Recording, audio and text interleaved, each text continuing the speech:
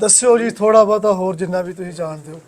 ਅਸੀਂ ਜੀ ਜਾਣਦੇ ਇਹ ਆ 54 ਨੰਬਰ ਮਰਬਾ ਹੈ ਸਾਡੇ ਕੋਲ। 54 ਨੰਬਰ। ਹਾਂਜੀ ਉਹਦੇ ਵਿੱਚ ਬਗੀਚੀ ਵੀ ਲੱਗੀ ਅੱਛਾ ਸਾਡੇ ਵਡਾਰੂਆਂ ਉਹਨੂੰ ਸੋਕੇ ਚ ਪਾ ਕੇ ਅੱਛਾ। ਤੇ ਕਿਰਪੇ ਵਾਲਾ ਹਾਤਾ ਸਾਡੇ ਵੱਡੇ ਬਾਬਾ ਜੀ ਦਾ ਨਾਮ ਕਿਰਪਾ ਸਿੰਘ ਸੀ। ਕਿਰਪਾ ਸਿੰਘ ਤੁਹਾਡੇ ਦਾਦਾ ਸਨ? ਵੱਡੇ ਸਾਡੇ ਦਾਦਾ ਜੀ ਦੇ।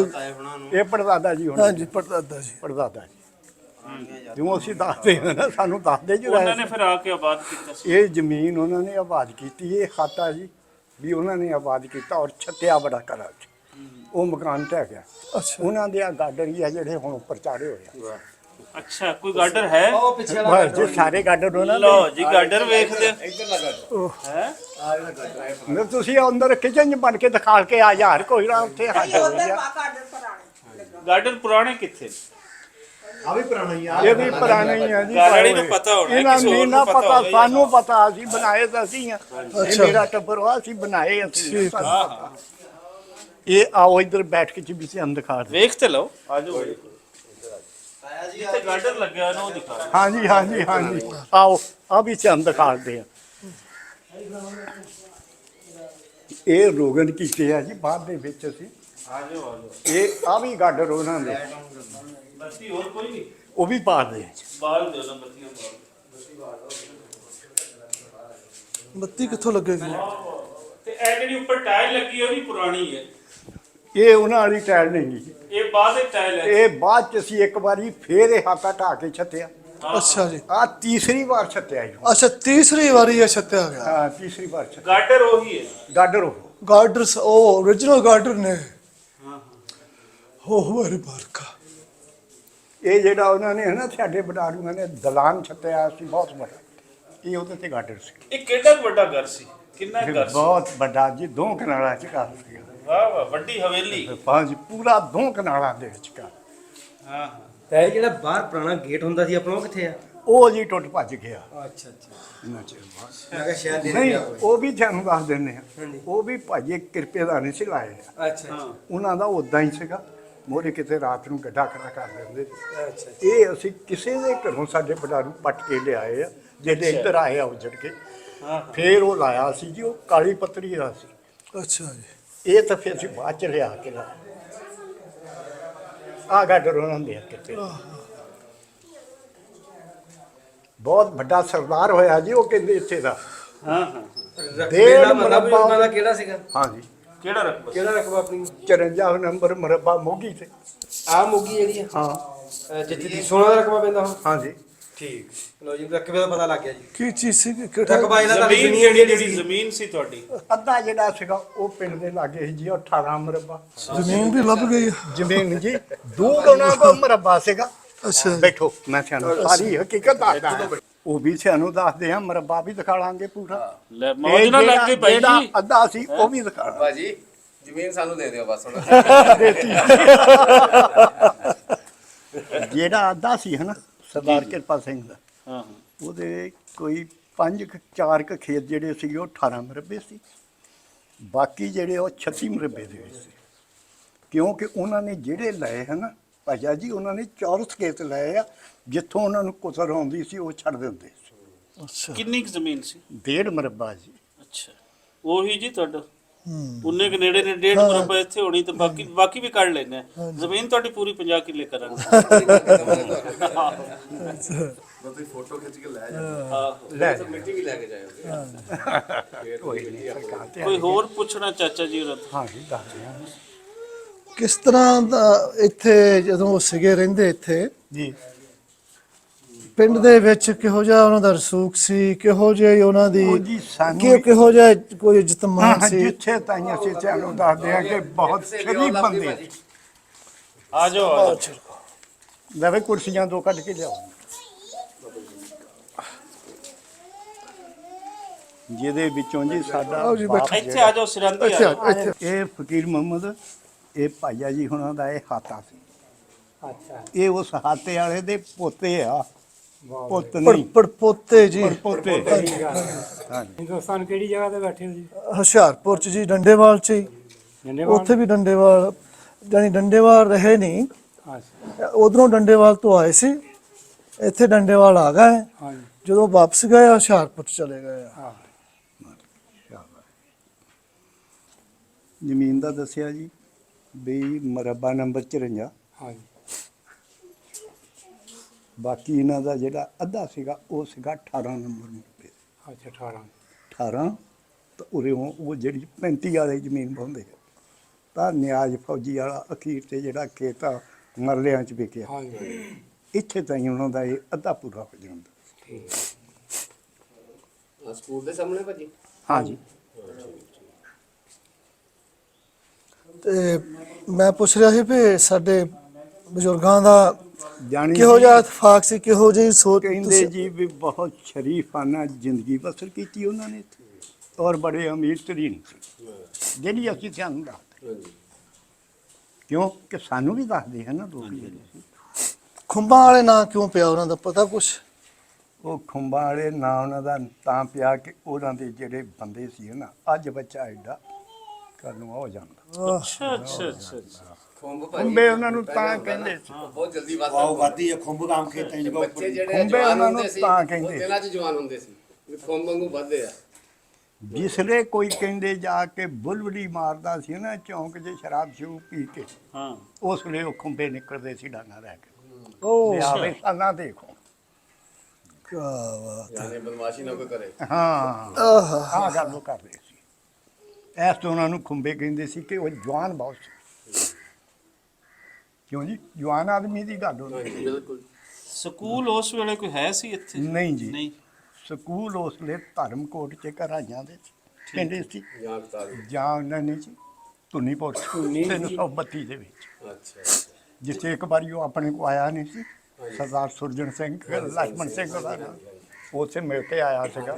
ਮਹਿੰਦੀ ਖਾਨ ਸਾਰੇ ਵੀ ਵਿੱਚ ਗਏ ਸੀ। ਤੇ ਚਾਚਾ ਜੀ ਇੱਥੇ ਕਿਤਨੇ ਘਰ ਸੀ ਇਹਨਾਂ ਦੇ ਸੰਗਾ ਫੈਮਿਲੀ ਦੇ? ਇੱਕੋ ਸੰਗਾ ਫੈਮਿਲੀ ਆਈ ਜਾਂ ਹੋਰ ਵੀ ਕੋਈ ਹੈ ਇੱਥੇ ਸਿੱਖ ਹੋਰ ਸਰਦਾਰ? ਜੀ ਸਿੱਖਾਂ ਦਾ ਹੀ ਸਾਰਾ ਇਹ ਪਿੰਡ ਸੀ, ਮੁਸਲਮਾਨਾਂ ਨੂੰ ਇੱਕ ਮਰਲਾ ਇੱਥੇ ਜ਼ਮੀਨ ਨਹੀਂ ਸੀ।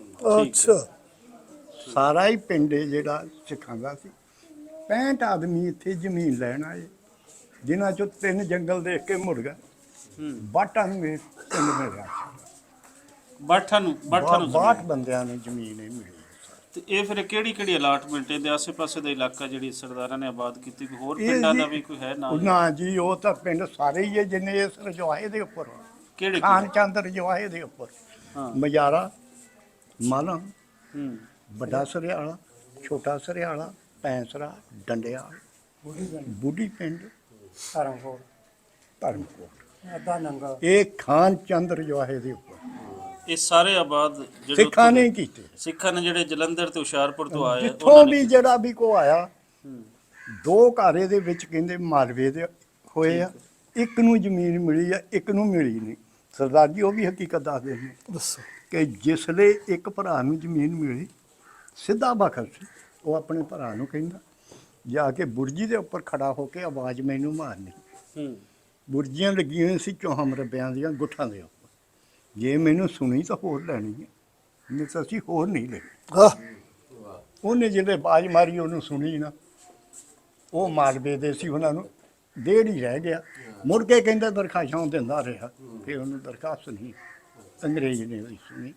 ਫਿਰ ਉਹਨੂੰ ਇਹ ਗੱਲ ਕਹੀ ਕਿ ਤੈਨੂੰ ਮੈਂ ਅਮਦਾਦਗੀ ਲਿਖ ਦੇਣਾ, ਇਹ ਸਾਰੀ ਜ਼ਮੀਨ ਚੋਂ ਡੇਢ ਚੋਂ ਤੈਨੂੰ ਚੌਥਾ ਹਿੱਸਾ ਮਿਲ ਜਾਓ, ਬਾਕੀ ਤੈਨੂੰ ਹੁਣ ਅਸੀਂ ਜ਼ਮੀਨ ਨਹੀਂ ਦੇਣੀ ਕਿਉਂਕਿ ਤੈਂ ਇਨਕਾਰੀ ਰੱਖੀ। ਹੂੰ ਆਹ ਗੱਲ। ਤੁਹਾਡਾ ਕੀ ਨਾਂ ਹੈ? ਮੇਰਾ ਨਾਂ ਜੀ ਮੁਹੰਮਦ ਅਕਬਰ, ਬਾਪ ਦਾ ਨਾਂ ਸਰਦਾਰ ਆ। ਕਿਹੜੀ ਫੈਮਿਲੀ ਹੈ? ਅਸੀਂ ਅਰਾਈ ਕੌਮ ਆ ਸਾਡੀ। ਅੱਛਾ ਅੱਛਾ ਲਓ ਅਸੀਂ ਜੀ, ਹੁਸ਼ਿਆਰਪੁਰ ਚੋਂ ਆਏ ਹਾਂ। ਜੀ, ਤੁਸੀਂ ਜੀ। ਹੁਸ਼ਿਆਰਪੁਰ ਪਿੰਡ ਤੋਂ ਆਏ? ਹਾਂਜੀ, ਪਿੰਡ ਫਤੋਵਾਲ ਸੀ ਸਾਡਾ। ਫਤੋਵਾਲ। 2 ਵਾਰੀ ਸਾਡਾ ਬਾਪ ਉੱਥੇ ਜਾ ਵੀ ਆਇਆ। ਅੱਛਾ ਦੁਬਾਰਾ ਇਹ ਕੀ ਹਾਂਜੀ, ਹੈ? ਪੈਸੇ ਦੇਣੇ ਸੀ ਸ਼ੇਰ ਸਿੰਘ, ਸ਼ਾਮ ਪੈਸੇ ਸਿੰਘ ਕਿਵੇਂ ਉਧਾਰ ਕਰ ਲੈ ਕੇ ਆ ਗਏ ਉਹ ਸੀ? ਜਿਸ ਵੇਲੇ ਐ ਨੂੰ ਆਇਆ, ਉਹ ਸਾਡੇ ਬਾਪ ਦਾ ਭਰਾ ਬਣਿਆ ਹੋਇਆ ਸੀ। ਠੀਕ ਹੈ। ਉਹਨੇ ਕਿਹਾ ਵੀ ਤੂੰ ਮਕਾਨ ਛੱਤਿਆ, ਇੱਕ ਖੂਹ ਲਾਇਆ, ਤੇਰੇ ਕੋਲ ਪੈਸੇ ਹੈ ਨਹੀਂ, ਤੂੰ ਆ ਸਾਥੋਂ ਲੈ ਜਾ, ਹੂੰ ਜੇ ਕਿਤੇ ਟਾਈਮ ਲੱਗਾ ਤਾਂ ਦੇ ਜਾਏਗਾ, ਕੀ ਬਾਤ ਹੈ। ਨਹੀਂ ਤਾਂ ਨਾ ਵੀ ਦੇਵੇਂ ਤਾਂ ਅਸੀਂ ਓਹ ਫਿਰ ਜਿਸ ਲਈ ਇੱਥੇ ਆਣ ਕੇ ਆਬਾਦ ਹੋਇਆ ਸਾਡਾ ਬਾਪ, ਫਿਰ ਪੈਸੇ ਬਣੇ, ਹੂੰ ਫਿਰ ਉੱਥੇ ਦੇ ਕੇ ਦੇਣ ਗਿਆ, ਲਏ ਉਹਨਾਂ ਨੇ, ਫਿਰ ਵਰੀ ਨਹੀਂ ਲੈ ਉਹਨਾਂ। ਹਾਂ, ਉਹ ਕਹਿੰਦੇ ਨਹੀਂ। ਦੇਖੋ ਕੀ ਤੂੰ ਆ ਚੰਗਿਆਈ ਹੈ ਗਿਆ। ਕਿ ਇੱਕ ਬੰਦਾ ਹਾਂਜੀ ਹੱਦਾਂ ਸਰਹੱਦਾਂ ਬਣ ਗਈਆਂ, ਉਹਨੇ ਹਾਂ। ਉਧਾਰ ਲਿਆ। ਇੱਕ ਬੰਦਾ ਫਿਰ ਦੁਬਾਰਾ ਉਧਾਰ ਲਾਵਣ ਜਾਂਦਾ ਹੈ, ਹਾਂਜੀ ਤੇ ਉਹ ਅਗਲਾ ਬੰਦਾ ਕਹਿੰਦਾ ਨਹੀਂ ਹੁਣ ਤੂੰ ਆ ਗਿਆ ਤਾਂ ਹੁਣ ਮੈਂ ਉਧਾਰ ਪੈਸੇ ਹਾਂ, ਨਹੀਂ ਤੂੰ ਨਹੀਂ ਜੀ ਲੈਣੇ ਜਦ ਤੇਰੇ। ਤੂੰ ਆ ਗਿਆ ਤਾਂ ਕਹਿੰਦਾ ਪੈਸੇ ਤੇ ਨਾ ਪਹਿਲਾਂ ਪਹੁੰਚ ਗਿਆ ਸਰ। ਤੇ ਹੁਣ ਜਿਹੜੀ ਅਗਲੀ ਨਸਲ ਹੈ ਆਪਣੀ, ਹਾਂਜੀ ਜੇ ਇਹ ਹੁੰਦੇ ਤੇ ਇਹ ਇਵੇਂ ਕਰਦੇ? ਨਹੀਂ ਜੀ ਸੱਚੀ ਦੱਸੋ, ਹੁਣ ਆਪ ਹੀ ਵੇਖਦੇ ਹੋ। ਨਹੀਂ ਨਹੀਂ ਜੀ ਇਹ ਉਹਨਾਂ ਲੋਕਾਂ ਚ ਦੇਖੋ ਜੀ ਭਾਜੀ ਨਸਲਾਂ ਦਾ ਗੱਲ ਹੋ ਇਹ ਫਿਰ ਫਰਕ ਹੈ ਜੀ, ਜਿਹੜਾ ਪਾਰਟੀਸ਼ਨ ਤੋਂ ਬਾਅਦ ਦਾ ਪੰਜਾਬ ਦਾ ਜਿਹੜਾ ਬਿਆਨੀਆ ਬਣਦਾ ਹੈ ਉਹ ਕੀ ਹੈ, ਉਸ ਵੇਲੇ ਕੀ ਸੀ। ਇਹ ਖੂਬਸੂਰਤ ਜਿਹੜੇ ਫੇਸਿਸ ਸਨ, ਖੂਬਸੂਰਤ ਟ੍ਰੈਡੀਸ਼ਨ ਸਨ, ਕਿਵੇਂ ਉਹਨਾਂ ਨੂੰ ਮਾਰਿਆ, ਕਿਵੇਂ ਜੜੂ ਵੱਢਿਆ, ਹਾਂਜੀ। ਔਰ ਅੱਜ ਪੰਜਾਬੀ ਕੀ ਬਣ ਕੇ ਰਹਿ ਗਏ। ਇਹ ਗਲਤੀ ਜਿਹੜੀ ਹੈ ਸਿਰਫ ਤਾਰਾ ਸਿੰਘ ਦੀ ਹੈ। ਸਾਡੇ ਬਡਾਰੂ ਪੜ੍ਹੇ ਹੋਏ ਸੀ ਉਹ ਦੱਸਦੇ, ਜਿਹੜਾ ਸਾਡਾ ਲੀਡਰ ਖੜਾ ਹੋਇਆ ਸੀ। ਮਾਸਟਰ ਤਾਰਾ ਸਿੰਘ ਹਾਂਜੀ ਮਾਸਟਰ ਜੇ ਉਹ ਕਹਿੰਦਾ ਕਿ ਜੀ ਮੈਂ ਰਿਹਾ ਚਾਹੁੰਦਾ ਕਾਇਦੇ ਆਜ਼ਮ ਦੇ ਨਾਲ, ਤਾਂ ਅਸੀਂ ਇਕੱਠਿਆਂ ਨਹੀਂ ਰਹਿਣਾ ਸੀ। ਪੰਜਾਬ ਦੀ ਤਕਸੀਮ ਹੀ ਨਹੀਂ ਸੀ। ਬਸ ਇੱਕ ਉਹ ਵੀ ਫੈਕਟਰ ਹੈ, ਹੋਰ ਕਈ ਗੱਲਾਂ ਹਨ ਚਾਚਾ ਜੀ ਜਿਹੜੀਆਂ ਮਿਲ ਕੇ ਨਾ ਪੰਜਾਬ ਨੂੰ, ਜਿਵੇਂ ਜਿਸ ਟਾਈਮ ਵੇਲੇ ਦੀ ਨਾ ਹਰ ਵੇਲੇ ਦੀ ਇੱਕ ਐਸਟੈਬਲਿਸ਼ਮੈਂਟ ਹੁੰਦੀ ਹੈ, ਉਹ ਐਸਟੈਬਲਿਸ਼ਮੈਂਟ ਜਿਸ ਖਿੱਤੇ ਦੀ ਬਰਬਾਦੀ ਦਾ ਸੋਚ ਲੈਂਦੀ ਹੈ ਨਾ, ਇੰਟਰਨੈਸ਼ਨਲ ਐਸਟੈਬਲਿਸ਼ਮੈਂਟ, ਉੱਥੇ ਫਿਰ ਤਾਰਾ ਸਿੰਘ ਹੋਵੇ ਨਾ ਹੋਵੇ, ਉੱਥੇ ਕੋਈ ਰਜਵੰਤ ਕੌਰ ਆ ਜਾਣੀ ਸੀ, ਉੱਥੇ ਗੁਰਮੀਤ ਸਿੰਘ ਆ ਜਾਣਾ ਸੀ, ਉਹਦਾ ਨਾਮ ਬਣਾਇਆ ਜਾਣਾ ਸੀ, ਉਹਦੇ ਮੂੰਹੋਂ ਅਖਵਾਇਆ ਜਾਣਾ ਸੀ। ਸੋ ਇਹ ਵੰਡ ਪੰਜਾਬ ਦੀ ਇੰਟਰਨੈਸ਼ਨਲੀ ਏਜੰਡਾ ਸੀ, ਉਹਨਾਂ ਨੇ ਕਰਾਈ। ਫਿਰ ਮਾਸਟਰ ਤਾਰਾ ਸਿੰਘ ਤੇ ਚਲੋ ਅਸੀਂ ਆਖ ਲੈਨੇ ਵੀ ਉਹਨੇ ਕਰ ਦਿੱਤਾ। ਉਸ ਤੋਂ ਬਾਅਦ ਜਿਹੜੀ ਵੱਟ ਟੋਕ ਕਰਾਈ ਉਹ ਕਿਆ ਮਾਸਟਰ ਤਾਰਾ ਸਿੰਘ ਨੇ ਆਖੀ ਨਹੀਂ ਸੀ? ਨਹੀਂ ਨਹੀਂ ਜੀ ਉਹ ਤਾਂ ਫਿਰ ਇਹ ਕਰਾਈ ਆ ਇੱਥੋਂ ਹਿੰਦੂਆਂ ਨੇ ਫਿਰ- ਤਾਂ ਬਾਹਮਣਾ। ਇੱਥੋਂ ਫਿਰ ਸਾਨੂੰ ਪਤਾ ਚੱਲਣਾ ਚਾਹੀਦਾ ਹੈ ਵੀ ਇਹ ਕੋਈ ਇੰਟਰਨੈਸ਼ਨਲ ਏਜੰਡਾ ਹੈ ਜਿਨ੍ਹਾਂ ਨੇ ਪੰਜਾਬ ਨੂੰ ਬਰਬਾਦ ਕਰਨਾ। ਔਰ ਅੱਜ ਵੀ ਪੰਜਾਬੀ ਥੋੜੀ ਅਕਲ ਕਰ ਲੈਣ, ਚਲੋ ਬਾਰਡਰ ਬਣ ਗਏ, ਆਪਸੀ ਮੁਹੱਬਤਾਂ ਇੱਕ ਦੂਸਰੇ ਨਾਲ ਵੰਡਣ, ਆਵਾਜਾਈ ਵਧੇ, ਤੇ ਇਹ ਅੱਜ ਵੀ ਖਿੱਤਾ ਆਬਾਦ ਹੋ ਸਕਦਾ।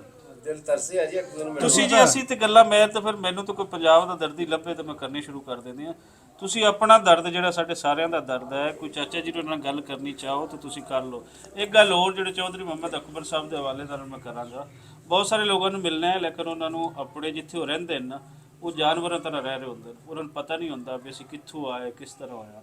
ਲੇਕਿਨ ਮੈਂ ਨਾ ਕਿ ਐਸੇ ਬਜ਼ੁਰਗ ਸਾਡੇ ਵਾਸਤੇ ਨਾ ਨਿਮਤ ਹਨ, ਰਹਿਮਤ ਹਨ ਰੱਬ ਦੀ, ਕਿ ਜਿਨ੍ਹਾਂ ਨੂੰ ਆਪਣੇ ਹੋਣ ਦਾ ਪਤਾ ਹੈ। ਇਨਸਾਨ ਦਾ ਹੁੰਦਾ ਹੀ ਇਹ ਹੈ ਕਿ ਆਪਣੀਆਂ ਜੜ੍ਹਾਂ ਦੇ ਨਾਲ ਕਨੈਕਟ ਹੁੰਦਾ ਹੈ। ਔਰ ਮੇਰੇ ਤਾਈਂ ਤੁਸੀਂ ਆਪੜੋ ਜਾਂ ਨਾ ਆਪੜੋ, ਇਸ ਖਿੱਤੇ ਦੀ ਤਾਰੀਖ ਤੁਸੀਂ ਜਾਣਨੀ ਹੋਵੇ 15-20 ਪਿੰਡਾਂ ਦੀ, ਤੇ ਮੁਹੰਮਦ ਅਕਬਰ ਸਾਹਿਬ 276 ਡੰਡੇਵਾਲ ਦੇ ਵਿੱਚ ਬੈਠੇ ਨੇ। ਰੱਬ ਇਹਨਾਂ ਦੀ ਹਯਾਤੀ ਕਰੇ, ਸਾਡੀ ਦੁਆਵਾਂ ਇਹਨਾਂ ਦੇ ਨਾਲ ਹਨ।